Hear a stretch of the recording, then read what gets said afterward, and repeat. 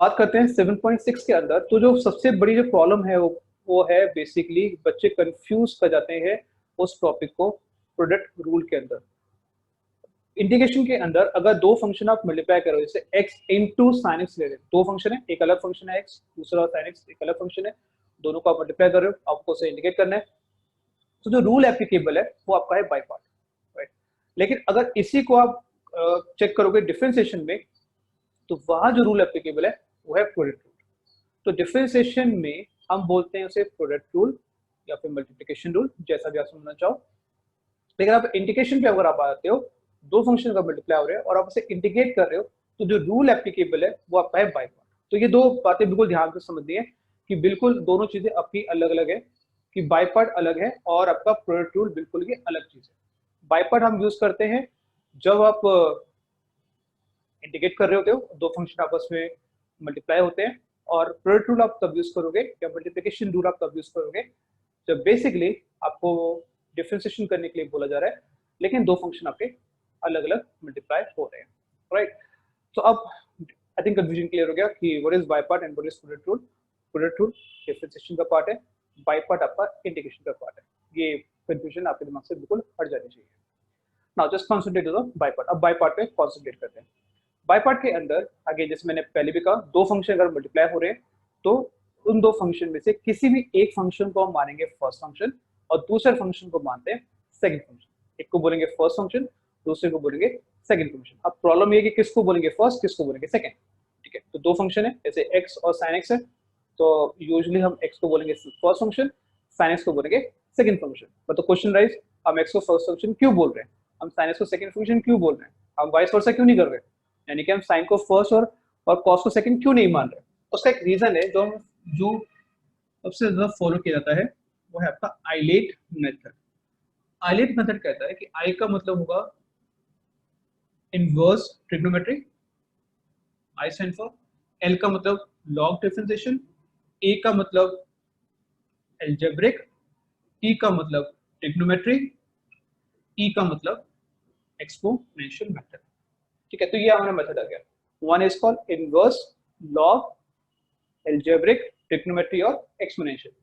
अब जैसे इंटीग्रेशन आ गया x इंटू साइन एक्स, तो मैंने आपसे कहा था कि x को हम बोलेंगे फर्स्ट फंक्शन, साइन एक्स को बोलेंगे सेकंड फंक्शन। तो रूल फॉलो करता है कि आइलेट में जो भी लेटर पहले आएगा वो आपका फर्स्ट फंक्शन होगा, जो लेटर बाद में आएगा वो आपका सेकंड फंक्शन होगा। अब हमें देखना है यार, ये साइन एक्स में, एक्स साइन एक्स के अंदर x और साइन एक्स कौन कौन सी कैटेगरी के अंदर आ रहे हैं। x आपका आ रहा है एल्जेब्रा में, t साइन एक्स आ रहा है ट्रिग्नोमेट्री में, t ए पहले आ रहा है टी से, तो एक्स आपका हो गया फर्स्ट फंक्शन, साइन एक्स हो गया सेकंड फंक्शन, झगड़ा ही खत्म।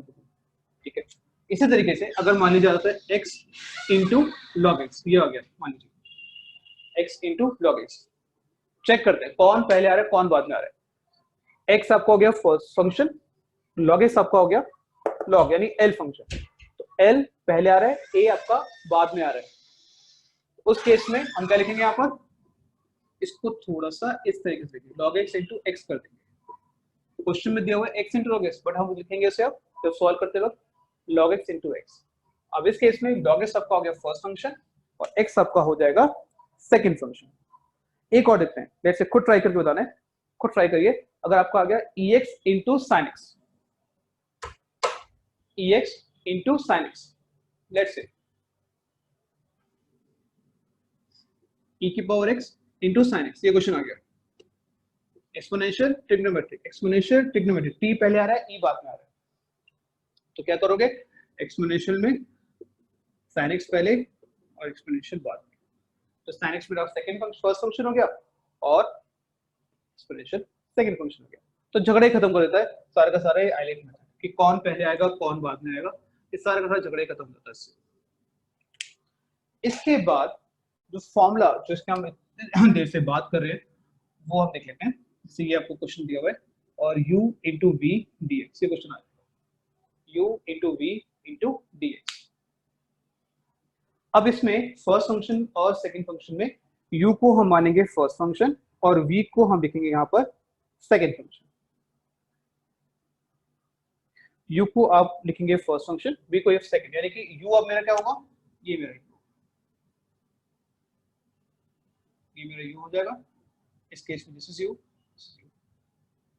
ठीक है। तो u v मेथड से कई बार बोला जाता है, तो u आपका होगा फर्स्ट फंक्शन और v आपका होगा सेकंड फंक्शन। तो ऑटोमेटिकली इस क्वेश्चन में आपका v sin x है, इसमें v आपका x है, यहाँ पे v आपका e की पावर x है।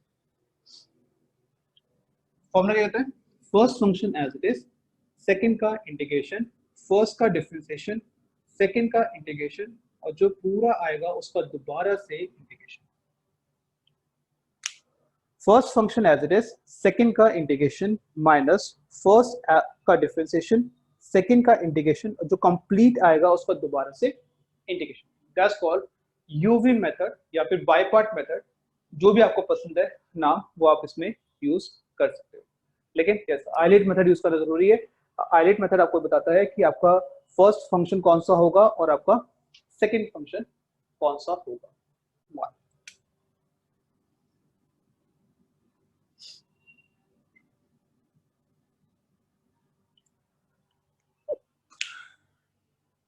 x into sine x, right. So अगर हम आइलेट के अकॉर्डिंग जाते हैं, जैसे मैं अभी कुछ देर पहले बताया था आपको, ये आपका एल्जेब्रिक फंक्शन है, यानी ये आपका फर्स्ट हो जाएगा और ये आपका सेकंड। x मेरा फर्स्ट फंक्शन हो गया, sin x मेरा सेकंड फंक्शन हो गया। रूल यही अप्लाई करना है, first function as it is, second का इंटीग्रेशन माइनस फर्स्ट का डेरिवेटिव, सेकंड का इंटीग्रेशन और जो पूरा आएगा उसका दोबारा से इंटीग्रेशन। बिल्कुल जैसे लिखा, जैसे फॉर्मूला था बिल्कुल वैसे लिखा है हमने। फर्स्ट का एज इट इज, सेकंड का इंटीग्रेशन माइनस फर्स्ट का डेरिवेटिव, सेकंड का इंटीग्रेशन और जो पूरा आएगा उसका दोबारा से integration, right, is equal to, अब sin x का इंटीग्रेशन होता है माइनस cos x। जल्दी बिल्कुल नहीं करना है, x का डिफरेंशिएशन 1 होता है minus cos x into dx, ठीक है। तो ये तो आपको हो जाएगा minus x cos x minus minus plus cos x dx। क्या होता है 1 into minus cos x, minus मैंने बाहर ले आया, प्लस हो जाएगा, यानी कि अब मुझे सिर्फ लास्ट में cos x को इंटीग्रेट करना है और cos x का इंटीग्रेशन क्या होगा, क्या होता है plus sin x plus c। इतना काम करना है, ठीक है। तो फॉर्मूले के अकॉर्डिंग चलना है। एक बार आप फॉर्मूला अगर आपको क्लियर हो गया तो क्वेश्चन आपके लिए बहुत इजी है। पूरी की पूरी एक्सरसाइज में हम यही काम करना है। एक बार दोबारा समझिए इस क्वेश्चन को हम किस तरह से परफॉर्म कर रहे हैं। x को हमने लिखा फर्स्ट फंक्शन, sin x को लिखा सेकंड फंक्शन, ठीक है। फर्स्ट फंक्शन आपका एज इट इज, फॉर्मूले के अकॉर्डिंग क्योंकि फर्स्ट फंक्शन आपका as it is sin x का इंटीग्रेशन माइनस फर्स्ट का डेरिवेटिव sin x का इंटीग्रेशन और जो पूरा आएगा उसको दोबारा से इंटीग्रेशन। ये तो पूरा फॉर्मूला ही जा रहा है। अब sin का इंटीग्रेशन माइनस cos x होता है, वो लिख दिया। x का डेरिवेटिव 1 होता है, sin का derivative minus cos x, 1 into minus cos x, minus बाहर निकाल लिया तो प्लस cos x हो जाएगा। cos x का इंटीग्रेशन sin x होता है। ऐसे क्वेश्चन खत्म, प्लस c लगा के आप फिनिश कर सकते हो अपने क्वेश्चन को। क्वेश्चन नंबर 2 पे करते हैं। So question number 2, exercise 7.6, so integration x sin 3x into dx, ठीक है। अब ये क्वेश्चन इंपॉर्टेंट इसलिए बिकॉज इसमें 7.6 और 7.1 ये दोनों एक्सरसाइज की इन्वॉल्वमेंट है। 7.1 की इन्वॉल्वमेंट कैसे है वो हम कुछ देर में बाद में डिस्कस करेंगे। सबसे पहले दो फंक्शन है, x है और sin 3x है, ये दो फंक्शन है मल्टीप्लाई हो रहे हैं, तो यूवी मेथड या प्रोडक्ट रूल आपका इसमें यूज होगा। इसमें x आपका एल्जेब्रिक है, sin आपका ट्रिग्नोमेट्री दिया हुआ है, तो ये आपको बन जाएगा फर्स्ट फंक्शन, ये आपको बन जाएगा second function. Method accordingly first function as it is sin 3x का इंटीग्रेशन माइनस x का डेरिवेटिव sin 3x का इंटीग्रेशन और जो पूरा आएगा उसका दोबारा से इंटीग्रेशन, ठीक है। First function as it is, second का इंटीग्रेशन माइनस फर्स्ट का डेरिवेटिव sin का इंटीग्रेशन यानी सेकंड का इंटीग्रेशन, जो कंप्लीट आएगा उसका दोबारा से इंटीग्रेशन। ये आपका मेथड है, बस एक लाइन आप याद करनी है। अगर आपको एक लाइन याद है यानी जो भी मेथड का आपको जो एक्सप्रेशन आपको पूरा याद है, क्वेश्चन आपके लिए बहुत सिंपल है, ज्यादा कुछ खास इसमें नहीं है। Okay, so x as it is sin 3x का integration minus cos 3x divided by 3। देखिए यहाँ पे यूज हो गया आपके 7.1 एक्सरसाइज। आपने 3 से क्यों डिवाइड किया है? बिकॉज x का कोफिशिएंट आपका 3 दिया हुआ है। ठीक है जी, हमने इसे डिवाइड किया है बिकॉज x का कोफिशिएंट आपको 3 गिवन है। माइनस इंटीग्रेशन x का derivative 1 minus cos 3x upon 3 into dx। Again 3 से आपने क्यों डिवाइड किया है? बिकॉज x का कोफिशिएंट हमें 3 दिया हुआ है, तो ये हमें ध्यान रखना है। सेगमेंट 1 का कॉन्सेप्ट है। तो सिंप्लीफाई करते हैं इसे, minus x upon 3 cos 3x, इसको जब मल्टीप्लाई करेंगे तो 1 का तो रूल खत्म हो जाएगा अपने आप ही। तो माइनस माइनस प्लस 1/3 कांस्टेंट, वो मैंने बाहर निकाल लिया, cos 3x इंटू dx, ये आता आ गया।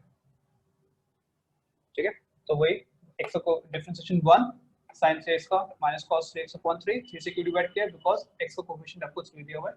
इसको मल्टीप्लाई करोगे तो आपका आएगा minus cos 3x upon 3, minus बाहर निकाल दिया, 1 अपॉन 3 बाहर निकाल दिया, अंदर से बचा cos 3x। और cos 3x का इंटीग्रेशन होता है 1 upon 3 sin 3x upon 3। Again 3 से क्यों डिवाइड किया है? x का कोफिशिएंट आपका 3 दिया हुआ है, और cos का इंटीग्रेशन sin होता है। सो ये आपका आ गया कुछ इस तरीके से।